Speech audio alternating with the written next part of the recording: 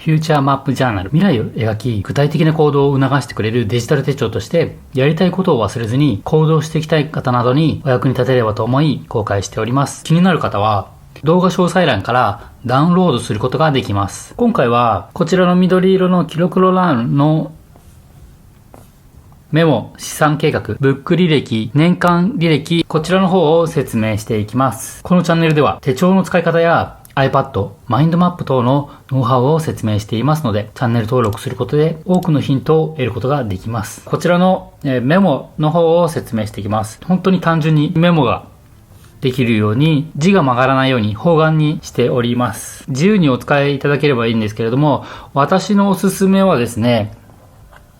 こういった感じで、4つに分けて、ジャンルごとにですね、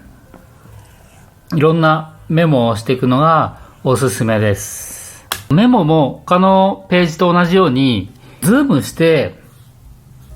書いていただければ、たくさんこのページに書くことができるので、1枚にね、いろんな大量のメモをジャンル分けにしてメモすると、この1枚を見ればいいので、このメモってどこに書いたっけっていう風に探す必要がなくなります。なので、こういった、ズ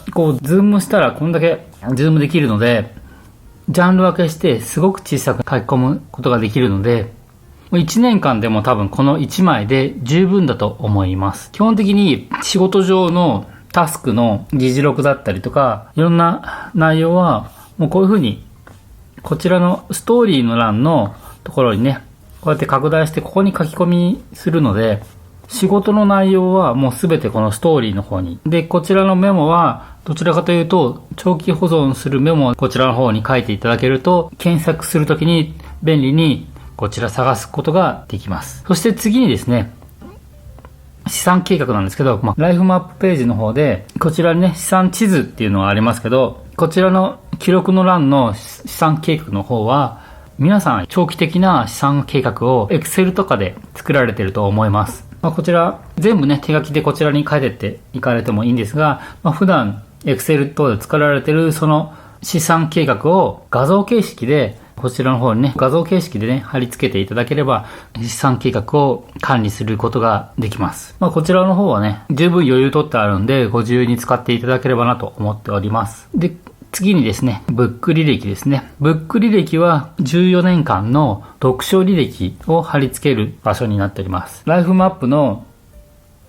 こちらの今年読みたい本、こちらの方のね、内容をコピーして毎年毎年貼り付けていっていただけると14年間の読書履歴がこちらの方に貼り付けすることが可能になっております。毎年分を14年間貼り付けておくとですね、あの本って読んだよねとか、いつ読んだかなっていう時に、調べる時にね、こちらの方をパッと開けると、読んだ日付だとかがすぐに検索できるので、読書マインドマップを探す時に便利になります。で、次にですね、年間履歴、7年間の履歴を貼り付けれるようになっております。こちらもライフマップの世界の出来事と家族の出来事。